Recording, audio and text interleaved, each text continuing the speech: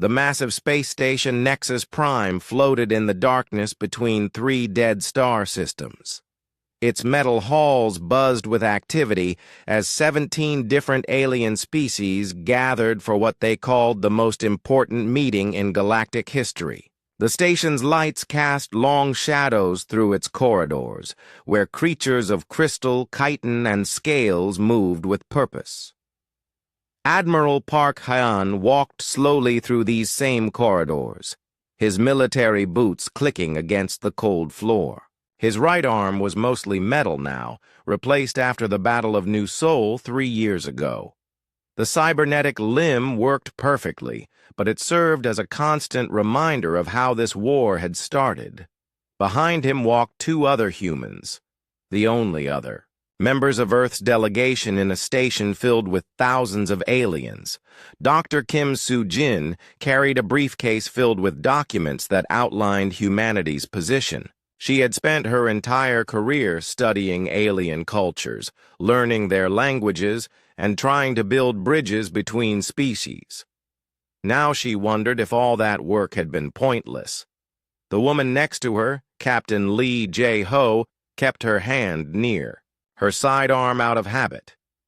The former Special Forces officer had volunteered to head security for this mission, though they all knew no amount of security could protect 3 humans surrounded by hostile aliens. They entered the main conference chamber, a vast circular room with seats arranged in concentric rings. The inner ring held the most powerful species in the galaxy. The outer rings contained smaller civilizations that had joined the Stellar Coalition over the past 50 years. At the very center sat one small table with 3 chairs, looking tiny and isolated in the enormous space. The Vethani delegation took up nearly a quarter of the chamber. These crystalline beings stood 12 feet tall, their bodies made of what looked like living diamond. Light passed through them in strange ways, creating rainbow patterns on the walls. Their leader, Prime Counselor Veltar, had fought in 100 wars across the galaxy. His crystal form bore scars from battles that had shaped galactic history.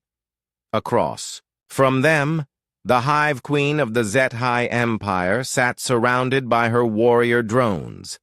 The insectoid species communicated through chemical signals and shared thoughts, making them nearly impossible for other species to understand or predict.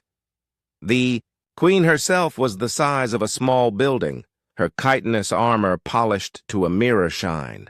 Smaller drones crawled over her body, tending to her needs and relaying information from across their empire.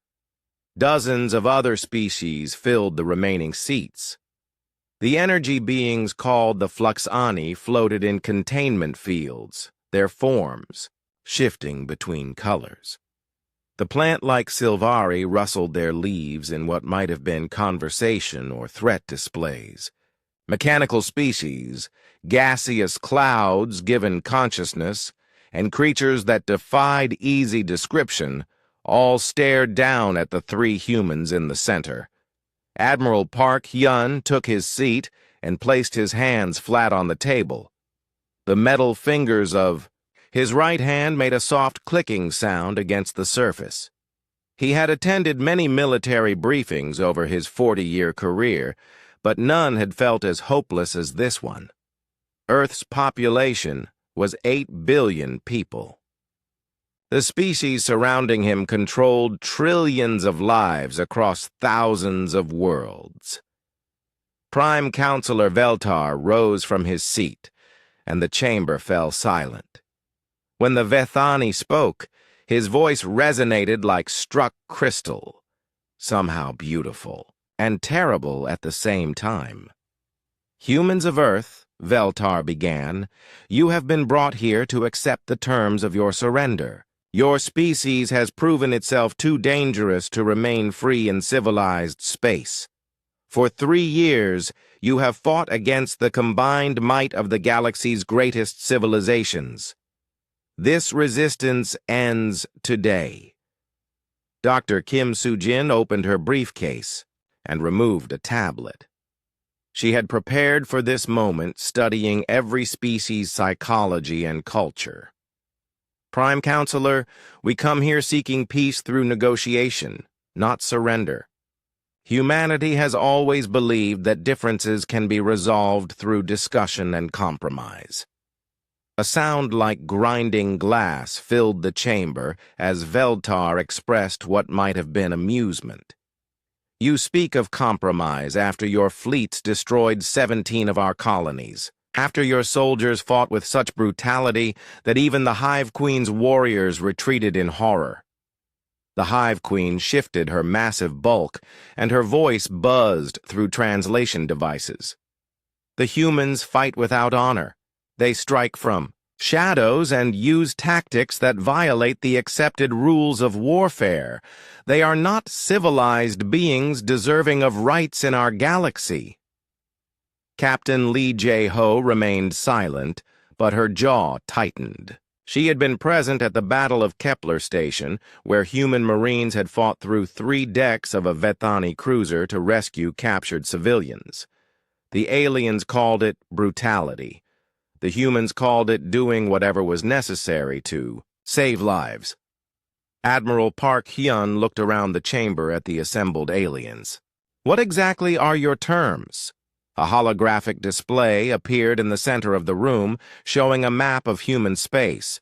Red markers indicated human colonies and settlements, while blue zones showed areas claimed by coalition species. First, Veltar announced, "Humanity will abandon 90% of your colonies. You will be permitted to retain Earth and 9 other worlds of our choosing. All other human settlements will be evacuated and turned over to coalition administration. Dr. Kim." Soo-jin felt her stomach drop. Those colonies represented hundreds of millions of human lives, families who had spent generations building new worlds. Prime Counselor, those people have lived on those worlds for centuries. You're asking us to abandon our own citizens. Second, the Hive Queen continued, ignoring the objection, all humans will submit to genetic modification to reduce your aggressive tendencies. Our scientists have identified the neural pathways responsible for your species' violent behavior. These will be altered to make you more compatible with civilized society. The chamber erupted in approving sounds from the various species. Crystalline chimes from the Vethani, mixed with the rustling of the Silvari and the electronic tones of the machine species. They saw this as a merciful solution to the human problem. Captain Lee Jae-ho leaned forward slightly.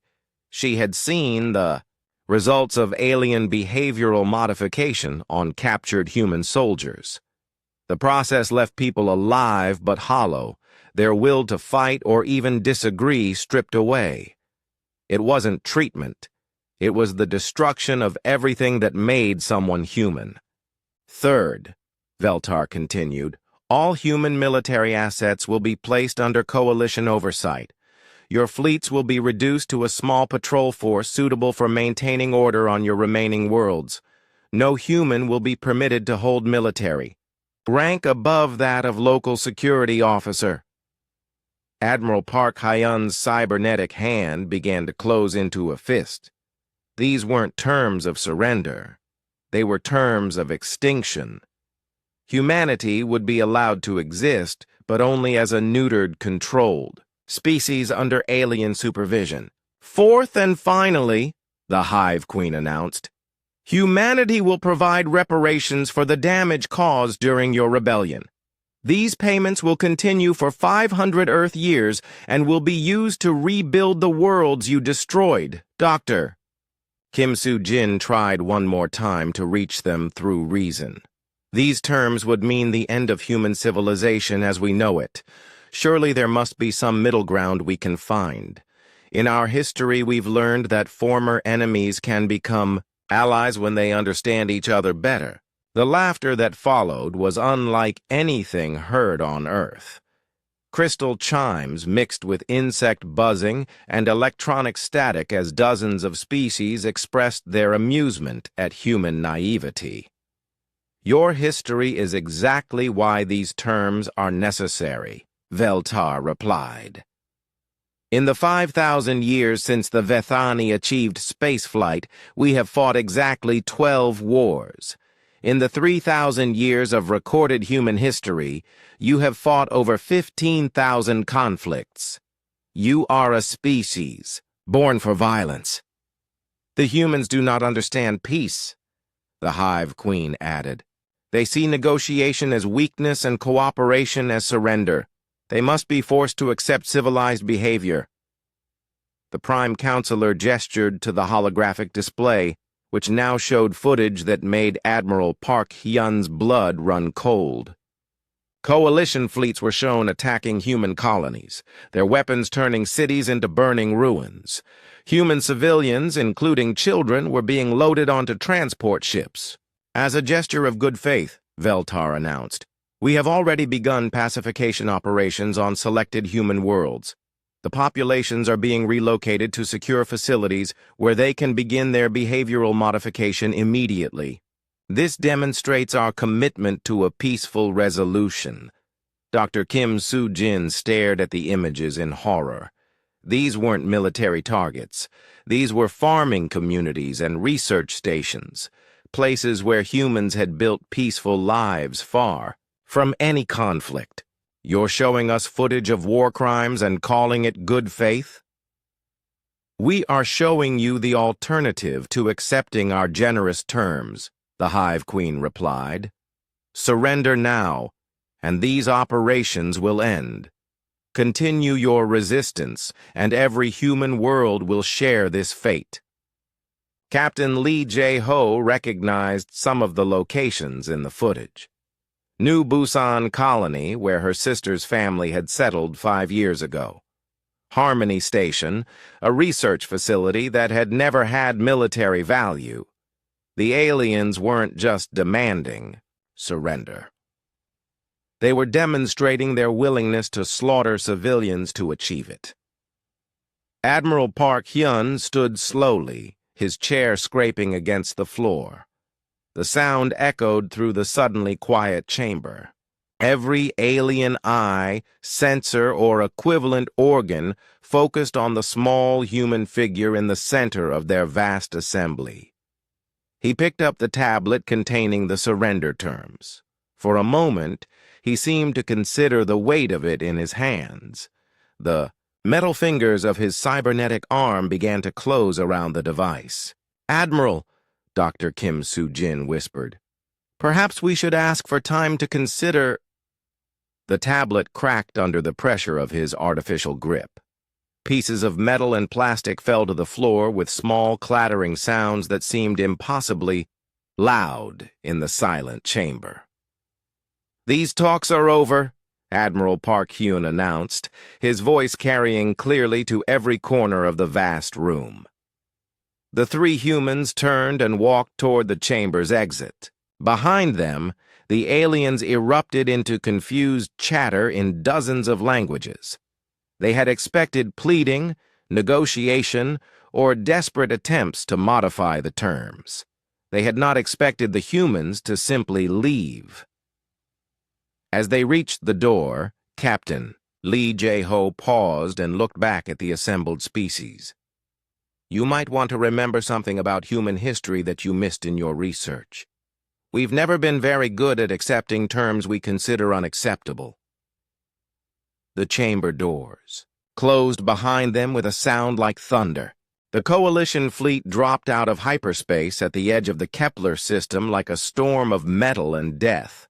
Over 2,000 ships stretched across space in perfect formation, their hulls gleaming with the pride of 17 different civilizations. Vethani crystal ships caught starlight and threw it back in rainbow patterns. Zet-Hi hive vessels pulsed with organic energy. Machine ships of the Construct Empire moved with mechanical precision. Admiral Mordan of the Vethani stood on the bridge of his flagship, the Eternal Glory. His crystalline form towered over the other officers as he studied the tactical displays. The Kepler system had been chosen as humanity's punishment for walking away from the peace talks. It was the second-largest human industrial center, with massive mining operations and shipyards that supplied Earth's war effort. "All ships report ready for assault," announced his communications officer. The bridge crew worked with the efficiency of beings who had conquered dozens of worlds. This would be no different from any other primitive species that had dared to resist coalition authority. "Begin scanning for human defensive positions," Mordan ordered. His tactical officer, a machine being whose sensors could detect a single ship from light years away, began sweeping the system with advanced detection equipment. What they found made no sense. "Admiral," the tactical officer reported. "It's mechanical." Voice showing confusion. "I am detecting minimal defensive presence. 3 automated mining stations continue normal operations. No sign of the human fleet that was reported in this system last month." Mordan's crystal features shifted to show surprise. Intelligence reports had indicated that Kepler system contained over 200 human warships and 50,000 military personnel. Where had they gone? Commander Yoon Da-eun watched the coalition fleet from her position on the bridge of the human battleship Defiance. Around her, the ship's crew worked in complete silence, their movements precise and professional. The humans had been waiting for this moment for months. The Defiance hung motionless in space, completely invisible to coalition sensors. Advanced stealth technology developed from captured alien equipment wrapped around the human ship like a second skin. Energy patterns bent around the hull, making it appear as nothing more than empty space to even the most sophisticated detection systems. "Coalition fleet has completed their initial sweep," reported Lieutenant Park Min-soo from the sensor station. "They're beginning to move toward the inner system." Yoon Da-eun nodded slowly. The coalition was following their standard attack pattern, just as human intelligence had predicted. First, they would destroy any obvious defenses. Then, they would occupy the major industrial sites. Finally, they would hunt down any remaining resistance. "Signal the fleet," she ordered quietly. "Prepare for activation on my mark." Across the Kepler system, 200 human ships waited in perfect stillness. They had been positioned 3 months ago, hidden among asteroids, space debris, and the shadows of dead moons. Each ship was a trap waiting to spring. The coalition fleet moved deeper into the system, their formations spreading out to cover more space. Admiral Mordan felt confident as his ships approached the first mining station. Soon they would demonstrate to the galaxy what happened to species that rejected coalition mercy. That was when the stars came alive, what the coalition had dismissed, as an ordinary asteroid suddenly unfolded like a metal flower. Hidden weapon platforms revealed themselves, their surfaces bristling with guns that had been disguised as rock formations. The mining station that had appeared to be running automatic operations opened like a giant mouth, revealing the barrel of a cannon that could destroy a moon. "Contact!" screamed the Zeti hive ship captain. "Multiple energy signatures throughout the system. We are surrounded." The first salvo of human weapons tore through coalition shields like they were made of paper. Years of studying captured alien technology had taught human engineers exactly how those shields worked and precisely how to defeat them. Energy beams that should have been deflected punched through defensive barriers and carved into enemy hulls. Commander Yoon Da-eun watched her tactical display as red enemy markers began disappearing. "All ships, commence attack pattern Alpha. Target their command vessels first." The human fleet revealed itself not by dropping stealth fields, but by opening fire. 200 ships that had been invisible moments before suddenly filled space with deadly light. They had been there all along, hidden in plain sight, waiting for the perfect moment to strike. Admiral Mordan stared in shock as his perfect formation dissolved into chaos. Human ships appeared from every direction, their weapons finding weak points in coalition defenses with impossible accuracy. How had they known exactly where to aim? "Return fire," he ordered, but his gunners were struggling to lock onto targets that seemed to dance between their shots. Human ships moved with a fluid grace that violated every assumption about space combat. Instead of maintaining formation and trading firepower like civilized species, they darted and weaved like living things. The eternal glory shuddered as human missiles found their mark. Mordan felt his ship's shields failing under weapons that seemed designed specifically to counter Vethani technology. That was impossible. How could primitive humans have developed such precise countermeasures? Captain Bei Jung-woo piloted his fighter through the chaos of the battle, his small craft invisible to enemy sensors until the moment he opened fire. The new Wraith-class fighters were humanity's secret weapon, capable of penetrating any known defensive system. "Ghost Squadron, target the hive ship command clusters," he ordered over the comm. His pilots responded with the precision of hunters who had studied their prey for years. They knew exactly which parts of each alien ship to hit for maximum damage. Jung-woo's fighter slipped between the defensive turrets of a massive Zeti vessel, his weapons targeting the bioneural clusters that controlled the ship's systems. The aliens had designed their ships to be nearly indestructible from the outside, but they had never imagined an enemy that would fight from the inside. His missiles punched through the organic hull and exploded within the ship's nervous system. The great vessel convulsed like a wounded animal as its biological components died. Across the battlefield, other human fighters were inflicting similar damage on ships that had been considered invincible. Commander Yoon Da-eun coordinated the battle from the Defiance's bridge, her tactical display showing the destruction of coalition forces in real time. Every human ship captain had trained for this moment, studying alien weaknesses and practicing maneuvers that would be impossible for other species to execute. "Ma'am, coalition forces are attempting to withdraw to the outer system," reported Lieutenant Park Min-soo. "Negative," Yoon Da-eun replied calmly. "Activate the perimeter mines."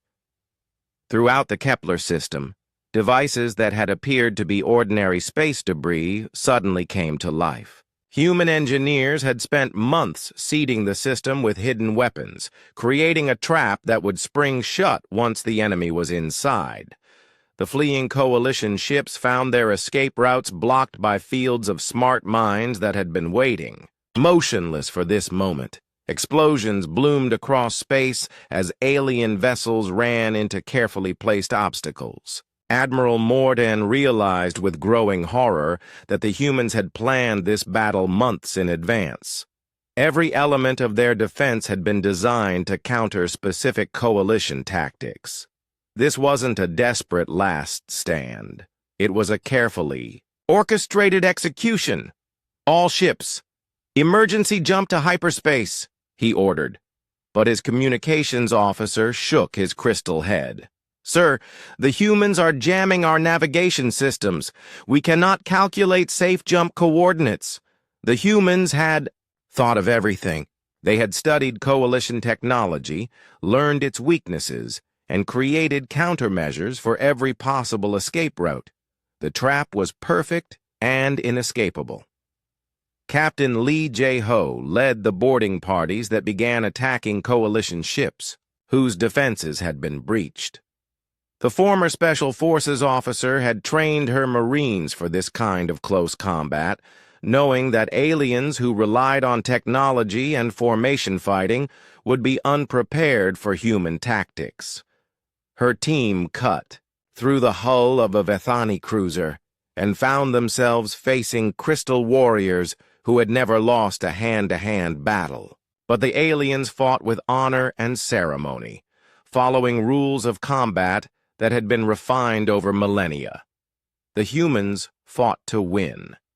Lee Jae-ho's Marines used smoke grenades to obscure vision, explosive charges to create new passages through the ship, and tactics that changed from moment to moment. They moved through the alien vessel like shadows, striking from unexpected directions and disappearing before the enemy could respond. The Vethani warriors were individually stronger and better armed, but they couldn't adapt to an enemy that refused to follow the accepted rules of engagement.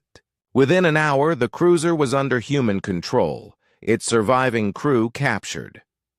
Across the battle zone, similar scenes played out on dozens of coalition ships.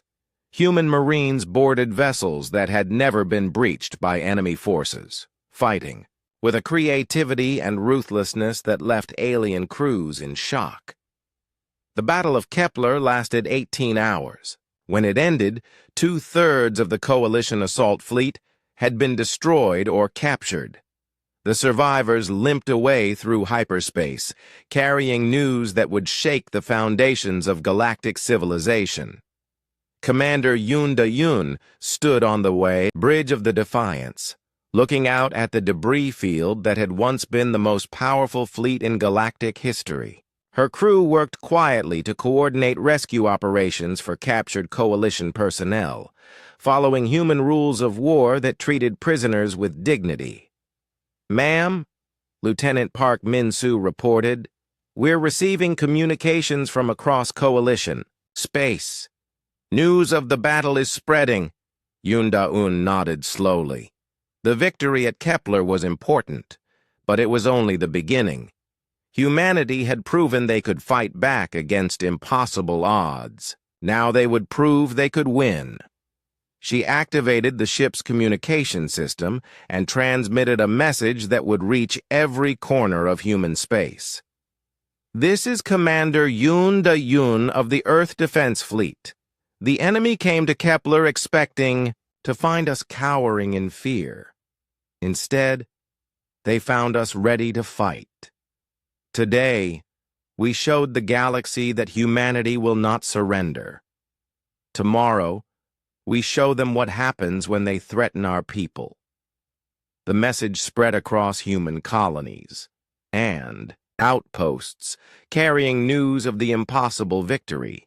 But more importantly, it carried a promise. The war was far from over, and humanity was just getting started.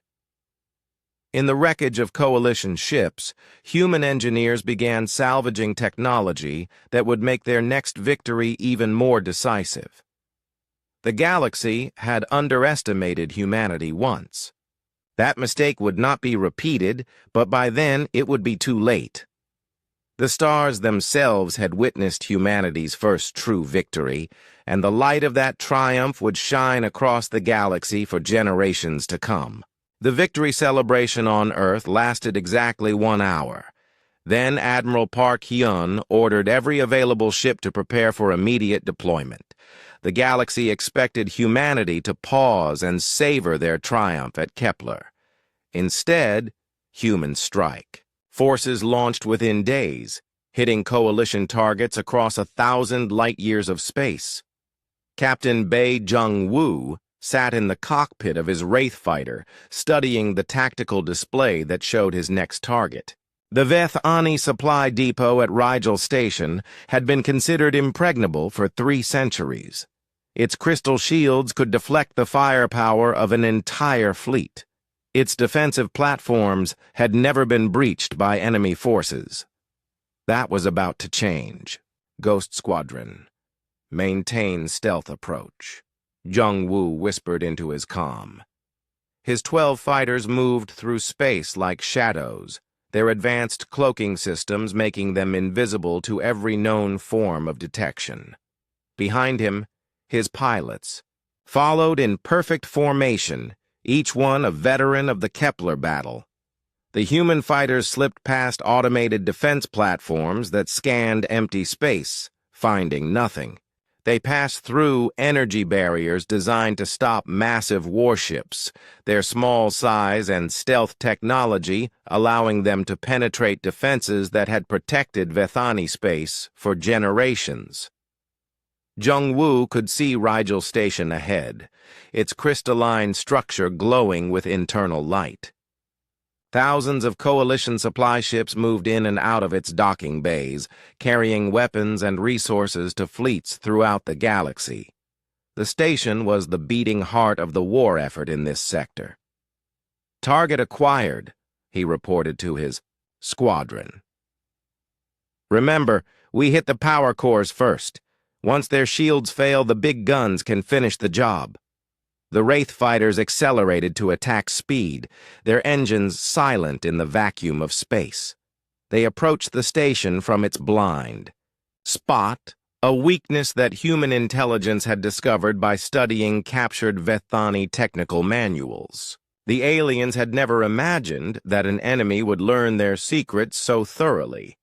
Jung-woo's missiles struck the station's primary power core with surgical precision.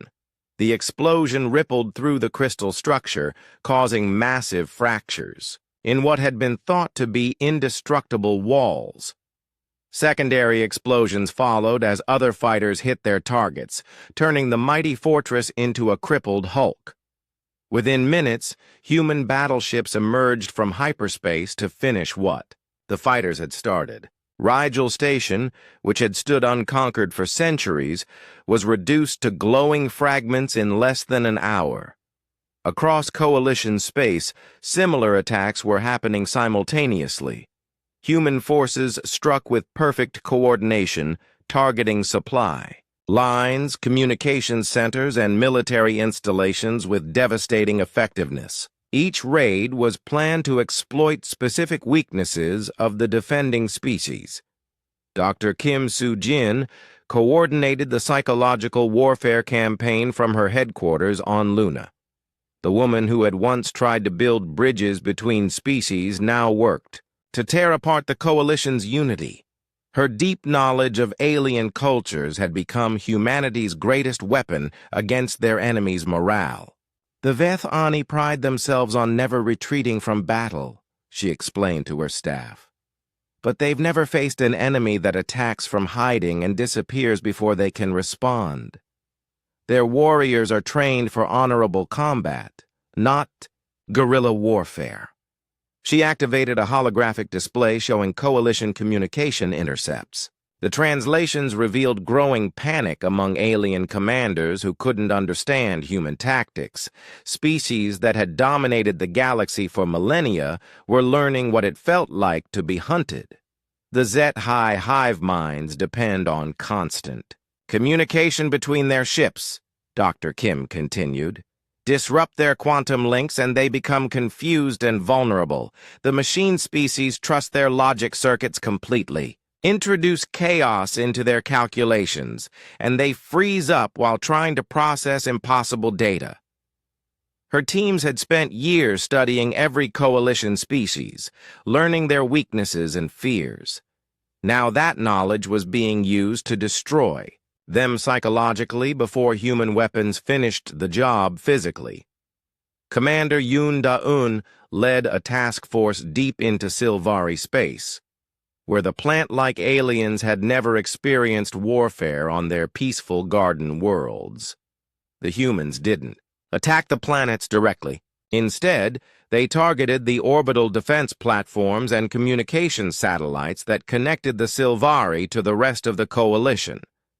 The plant beings found themselves isolated and afraid, cut off from news of the war and unable to coordinate their defense. When human diplomats finally made contact, the Silvari were ready to listen to terms for withdrawal from the Coalition. "We offer you a choice," Yoon Da-eun transmitted to the Silvari High Council. "Continue supporting a war that brings nothing but death to your worlds, or declare neutrality and return to the peace your people value." Within a week, the Silvari announced their withdrawal from the Coalition. 3 other minor species followed their example, leaving the major powers to fight without their support networks. Captain Lee Jae-ho led rescue missions to liberate human prisoners from coalition detention centers. Her teams moved like ghosts through enemy territory, striking camps where humans were being held for behavioral modification experiments. The liberation of Camp Omega-7 became legendary among human forces. Lee Jae-ho's Marines infiltrated the facility through ventilation systems that the guards had thought too small for human use.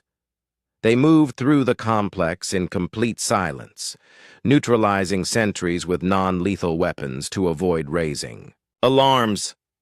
"Package secured," she whispered into her comm as her team found the detention blocks. Hundreds of human prisoners, many showing signs of alien medical experiments, were loaded onto stealth transports and extracted before the facility's commanders realized what had happened.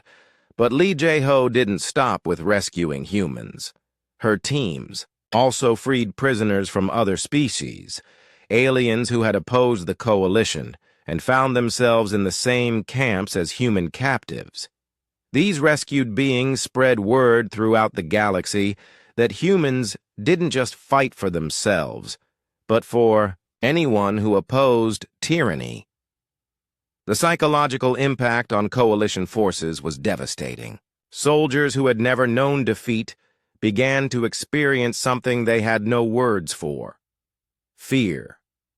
Human attacks came without warning from directions that should have been impossible. Supply convoys disappeared without trace. Communication stations went silent in the middle of transmissions. General Zarthek of the machine species attempted to analyze human tactics using pure logic. His quantum processors worked constantly, trying to find patterns in the seemingly random attacks. The data made no sense according to established military theory. Human forces appear simultaneously in locations separated by hundreds of light years, he reported to Coalition Command. Their logistics requirements should make such operations impossible. Either they have technology we do not understand, or they are receiving support from unknown sources. What the general couldn't comprehend was that humanity had abandoned traditional supply lines months ago. Human ships carried portable manufacturing equipment that could build weapons and ammunition from raw materials found in any star system. They didn't need massive supply convoys because they made what they needed as they fought. The terror grew worse when coalition commanders realized that humans seemed to know their plans before they made them. Attacks came at exactly the wrong moments, striking when defenses were weakest and morale was lowest. The aliens began to suspect that humanity had spies everywhere. The truth was simpler and more frightening. Dr. Kim Soo-jin's psychological warfare teams had learned to predict alien behavior with terrifying accuracy. After years of study, they could anticipate coalition moves like chess players thinking several moves ahead. Engineer Choi Min-ho worked from a hidden facility in the asteroid belt, coordinating the technical aspects of humanity's offensive. His teams had reverse-engineered every piece of coalition technology they could capture, turning alien innovations against their creators. The Vethani shields operate on harmonic frequencies, he explained to his engineering staff. Change those frequencies slightly, and the shields become weapons that tear their own ships apart. The Z-High bioships are vulnerable to specific electromagnetic pulses that disrupt their nervous systems. Each human attack was tailored to exploit specific technological weaknesses. Coalition commanders found their most advanced defenses, becoming liabilities as humans turned their own systems against them. Captain Bae Jong-woo returned from another successful mission, his Wraith fighter's hull bearing scorch marks from enemy fire. His squadron had destroyed 3 coalition command centers in a single day, each raid executed with precision that left enemy forces in chaos. "Sir," his wingman reported. Coalition reinforcements are being pulled back from the front lines. They're fortifying their core worlds instead of maintaining offensive operations. Young Wu smiled grimly. The Coalition was abandoning their attack strategy and switching to defense. That meant humanity had achieved something impossible. They had made the galaxy's greatest military powers afraid. But the humans weren't finished.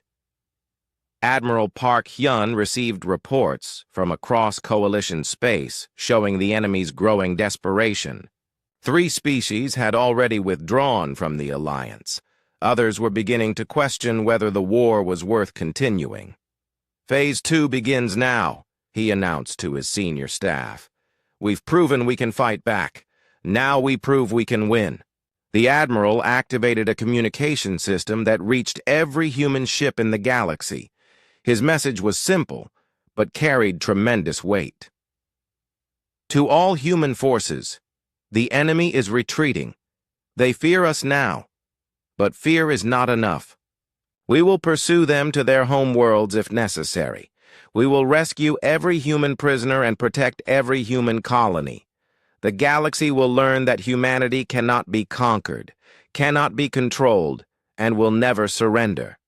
Across Coalition space, alien commanders intercepted the transmission and felt a chill that had nothing to do with the cold of space. The humans weren't satisfied with defending themselves. They were going on the offensive, and nothing in the galaxy seemed capable of stopping them. The hunt had begun, and humanity was the predator the galaxy had never imagined could exist. 6 months after the failed peace talks, the Stellar Coalition was falling apart. The conference room on Nexus Prime that had once held 17 united species now echoed with angry voices and accusations. Only 9 species remained in the alliance, and they could barely agree on anything. The Hive Queen of the Zethai Empire paced across the chamber floor, her massive form leaving deep scratches in the metal with each step. Her warrior drones buzzed nervously around her, sensing their leader's growing desperation. 3 of her hive worlds had fallen to human raids in the past month, and her people were beginning to question her leadership. The humans must be stopped, she declared, her voice carrying the fury of a species that had never known defeat. Every day we delay, they grow stronger while we grow weaker. I propose a direct assault on their home world. We destroy Earth, and their resistance collapses. Prime Counselor Veltar of the Veth-Ani shifted his crystalline form, light refracting through his body in patterns that showed deep concern. His proud warrior race had lost more ships in 6 months of fighting humans than in the previous century. Of galactic conquest. The Queen speaks wisdom, he agreed reluctantly. Our conventional tactics have failed against these creatures. Perhaps overwhelming force applied to their center of power will succeed where strategy has not. The other remaining coalition leaders murmured agreement.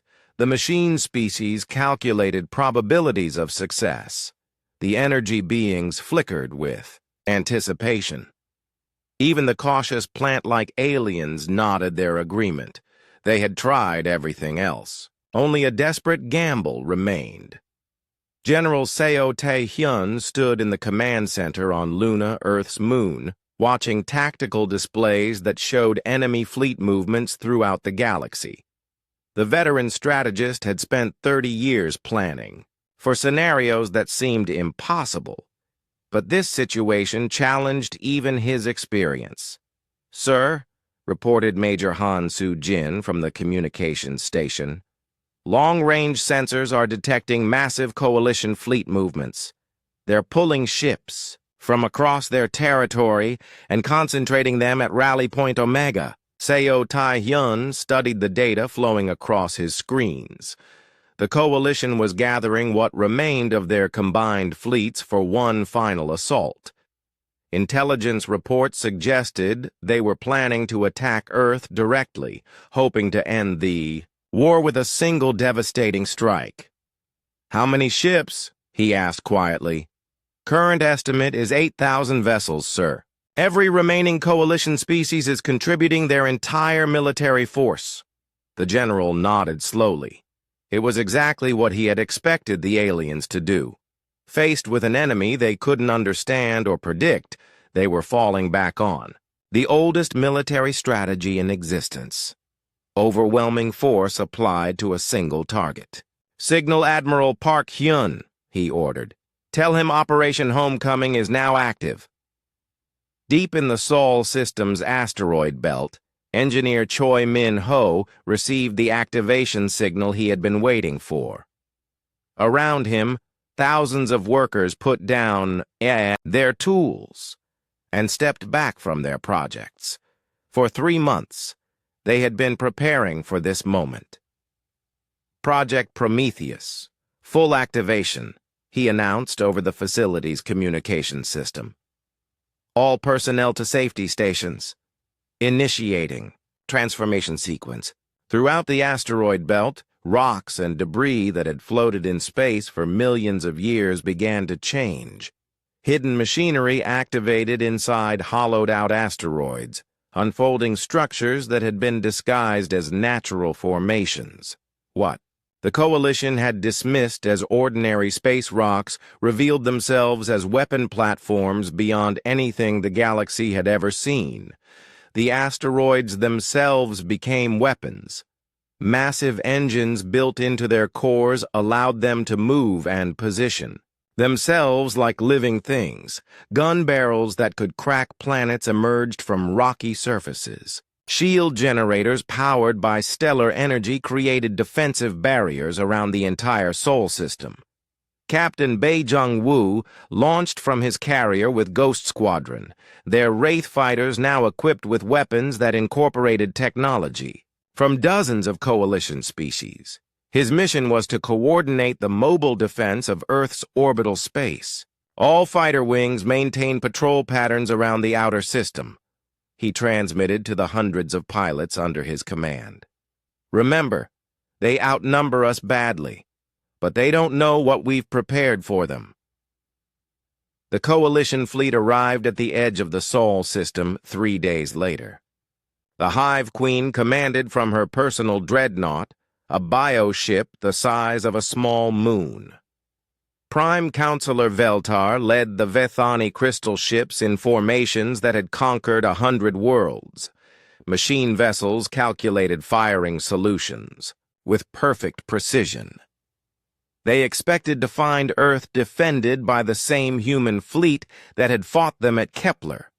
Instead, they found something that challenged their understanding of what was possible. "What are those readings?" demanded the Hive Queen as her sensor operators struggled to make sense of their data. "Unknown, Your Majesty," buzzed one of her drones. "The entire system appears to be armed. The asteroids, the moons, even the space between planets shows weapon signatures."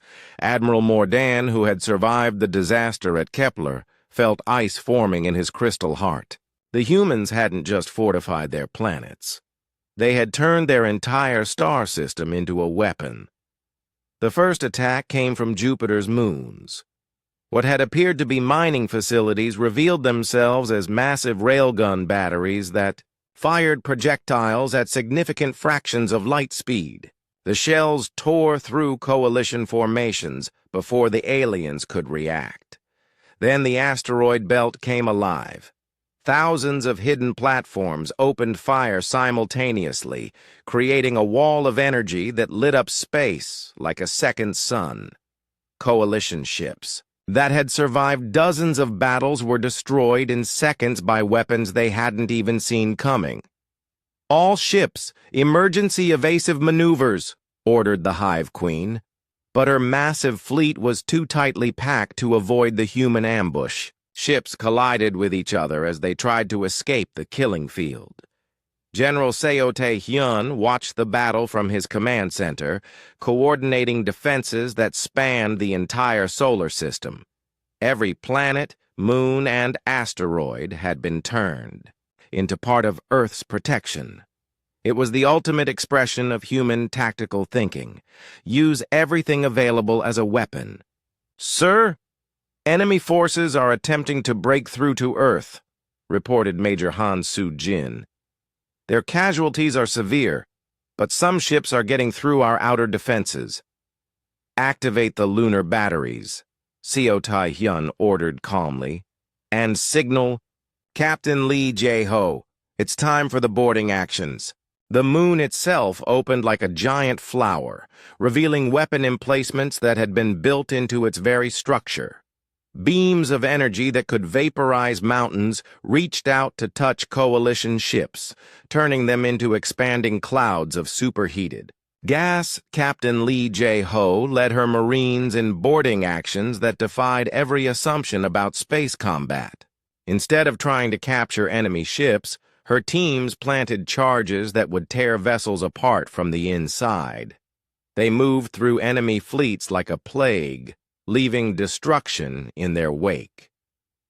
But the Hive Queen was desperate enough to push through even catastrophic losses.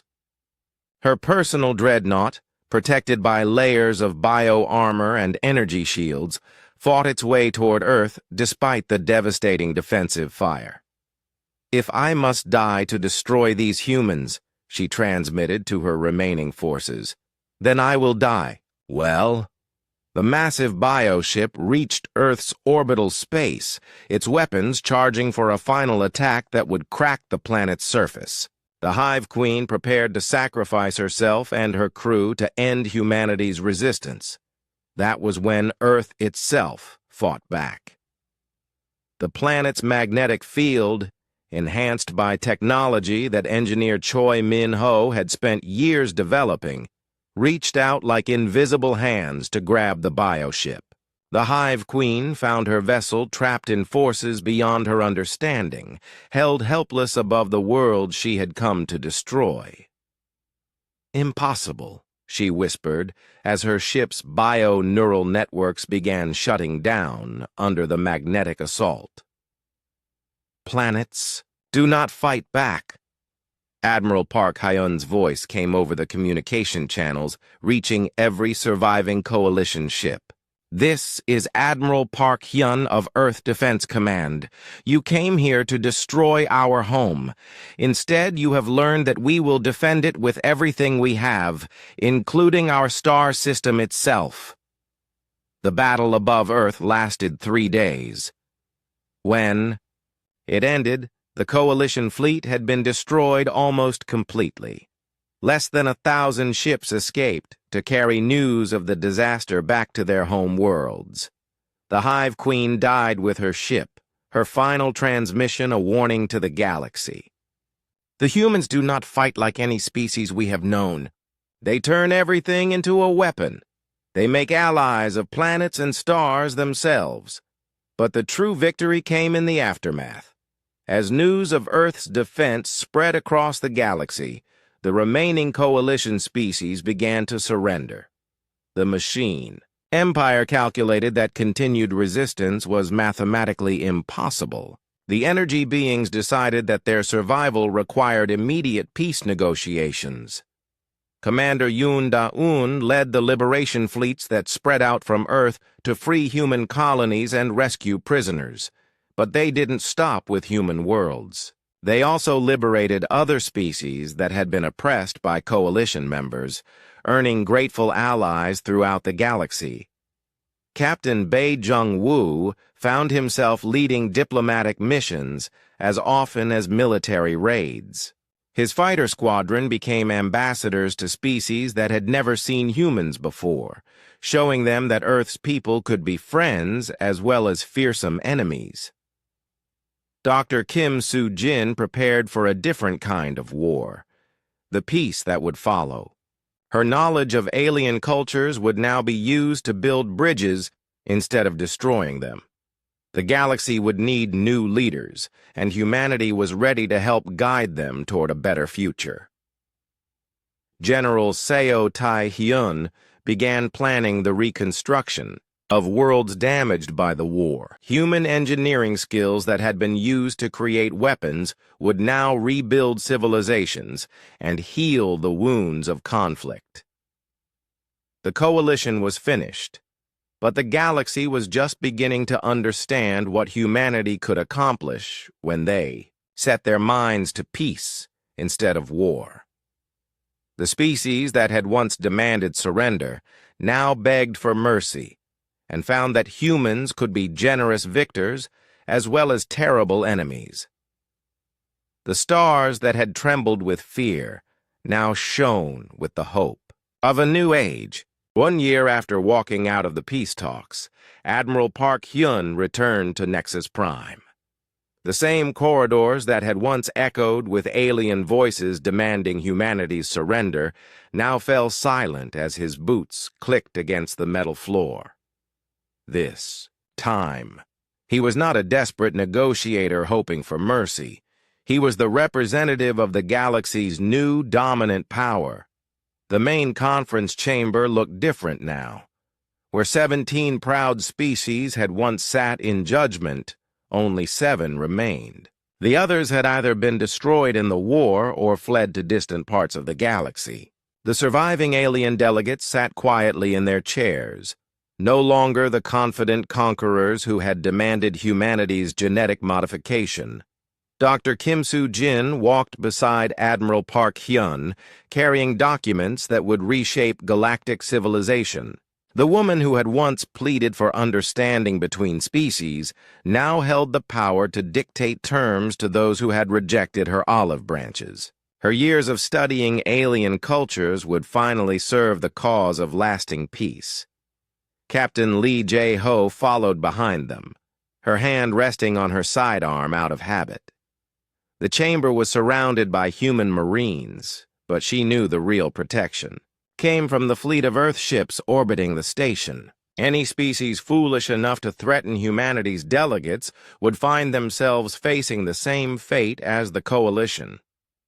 The 3 humans took their seats at the central table, but the dynamic had completely reversed. Now, the aliens looked down at them with fear instead of contempt, waiting to learn what price humanity would demand for their victory. Prime Counselor Veltar of the Vethani spoke first, his crystal voice lacking the arrogance it had carried a year ago. Admiral Park Hyun, we come seeking terms for peace. Our people have suffered greatly in this conflict. Admiral Park Hyun placed his cybernetic hand flat on the table, the metal fingers catching the chamber's lights. He looked around at the assembled aliens, seeing the fear in their eyes and the defeat in their postures. A year ago, these beings had demanded humanity's surrender. Now they begged for mercy. You speak of suffering, he said quietly. Tell me, Prime Counselor, do you remember the images you showed us during our last meeting? Human colonies burning, human children being taken from their families for your experiments. Do you remember calling it a demonstration of good faith? Veltar's crystalline form dimmed with what might have been shame. Admiral, we acted in accordance with what we believed was necessary for galactic stability. We did not understand. You didn't understand that we would fight back, Dr. Kim Soo-jin interrupted. You assumed we would accept terms that meant the destruction of everything we valued. You were wrong. She activated a holographic display that showed the current state of the galaxy. Red zones marked areas under human control or protection. Blue zones showed neutral species that had allied with Earth. Only small patches of yellow remained to indicate independent alien territories. These are our terms, Dr. Kim continued. First, all human prisoners will be returned immediately. Any who have been subjected to your behavioral modification experiments will receive full medical care at your expense until they recover. The A. Former Hive Queen's successor, a smaller creature that called itself the New Voice, buzzed nervously. Many of the facilities were destroyed during the war. Some prisoners may have been lost. Captain Lee Jae-ho leaned forward slightly. Then you will provide complete records of every human who was taken. We will find them, dead or alive, and those responsible for their treatment will face justice. The aliens shifted uncomfortably. They had grown used to being the ones who dispensed. Justice in the galaxy. The idea of being held accountable for their actions was foreign to them. Second, Admiral Park Hyun continued, war reparations. Your species attacked human colonies and killed millions of innocent people. You will pay compensation to the families of every victim and fund the reconstruction of every world you damaged.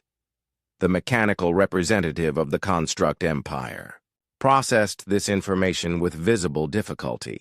Admiral, the economic cost would bankrupt our civilizations. We request more reasonable terms.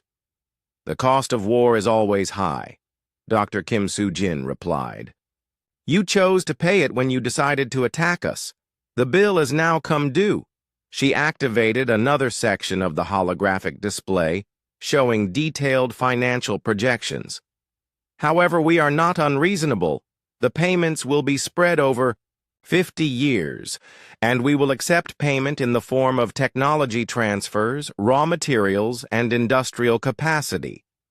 The third term was the one that truly shocked the assembled aliens. Admiral Park Hyun stood and walked to the large window that looked out into space, where human ships patrolled in formation with vessels from a dozen other species. Third, and most important, he announced, the establishment of human protectorates over any species that requests our protection. We have learned that the galaxy contains many civilizations that live in fear of larger, more aggressive powers. That ends now. The implications hit the alien delegates like a physical blow. Humanity wasn't just demanding payment for the war. They were fundamentally changing the balance of power in the galaxy, positioning themselves as protectors of the weak. You cannot simply declare yourselves the galaxy's police force, protested the energy being known as Flux Prime. What gives you the right to interfere in the affairs of sovereign species? Dr. Kim Soo-jin smiled coldly. The same right you claimed when you decided to pacify human colonies. The difference is that we will use this power to protect, not to conquer. She gestured to the display, which now showed dozens of small species that had already requested human protection. These civilizations have seen what happens when bullies are allowed to run free in the galaxy. They prefer the protection of a species that fights for freedom rather than domination. Captain Bae Jung-woo's voice came over the chamber's communication system from his patrol ship outside. Admiral, we're receiving delegations from 3 more species requesting alliance with Earth. Should I escort them to the station? Bring them aboard, Captain. Admiral Park Hyun replied. The galaxy is learning that there are alternatives to living under the thumb of aggressive empires. The alien delegates watched helplessly as their former subjects and allies abandoned them for the protection of the species they had tried to destroy. The irony was not lost on anyone in the chamber. President Han So-young's image appeared in a holographic projection transmitted from Earth. The planet's leader looked tired but determined as she addressed the assembled species. I want to be clear about something, she began. Humanity did not seek this war. We came to these peace talks hoping to find a way to coexist with you. You rejected that possibility and chose violence instead. Her image gestured to data streams showing human rescue and reconstruction efforts across the galaxy. But we are not like you. We do not conquer for the sake of conquest. We do not enslave species that displease us. We fight only to protect those who cannot protect themselves. The president's words carried across the galaxy through communication networks that had been rebuilt by human engineers. Billions of beings heard humanity's promise to be different from the empires that had ruled through fear. General Seo Tai-hyun appeared in another projection, showing footage of human forces rebuilding worlds that had been damaged in the fighting. Wherever our fleets go, they carry construction equipment alongside weapons. We believe in building up rather than tearing down. The contrast with coalition methods was stark. Where the aliens had ruled through intimidation and punishment, humans offered partnership and mutual benefit. Species that had lived in fear for centuries began to hope for something better. Engineer Choi Min-ho's final report appeared on the display, revealing the true scope of Project Prometheus. The weapons that had defended Earth were being converted into tools for construction and exploration. The same technology that had turned asteroids into weapons now transformed dead worlds into gardens. "We offer you a choice," Admiral Park Hyun said, returning to his seat. "Accept these terms and join us in building a galaxy where strength protects the weak instead of exploiting them, or reject them and find yourselves alone in a universe that no longer tolerates bullies." The alien delegates conferred among themselves in hushed tones. They had come expecting to negotiate from a position of some remaining strength. Instead, they found themselves facing the choice between cooperation and irrelevance. Prime Counselor Veltar was the first to speak. "The Vethani, we accept your terms, Admiral. Our people have learned the cost of opposing humanity. Perhaps it is time we learned the benefits of joining you." One by one, the other species agreed. Some did so reluctantly, others with relief that they would be allowed to survive. The new voice of the Zethai Empire actually seemed grateful, her buzzing voice carrying hope for the first time since the old Hive Queen's death. Dr. Kim Soo-jin began distributing copies of the Terran Accords, the document that would govern galactic civilization for generations to come. The terms were fair but firm, establishing humanity as the galaxy's peacekeepers while protecting the rights of all species. As the former coalition delegates signed the agreements, Captain Lee Jae-ho received reports from across the galaxy. Human liberation fleets had freed the last of the prison camps.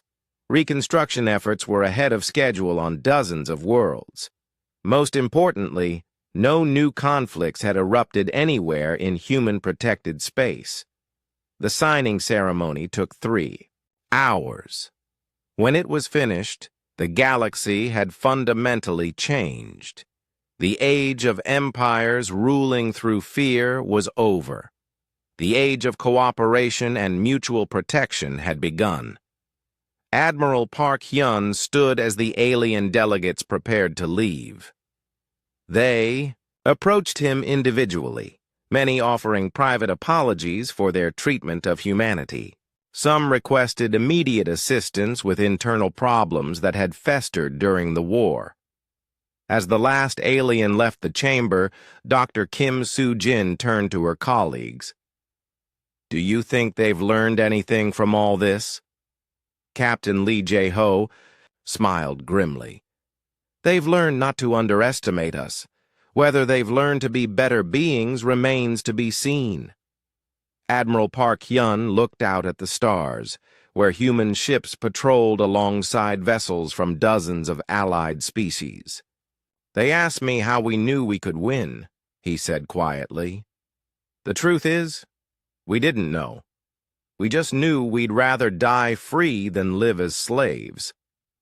He paused, his cybernetic hand reflecting the light of distant suns. Apparently, that made all the difference. The stars that had once trembled with fear now shone with the promise of a better tomorrow.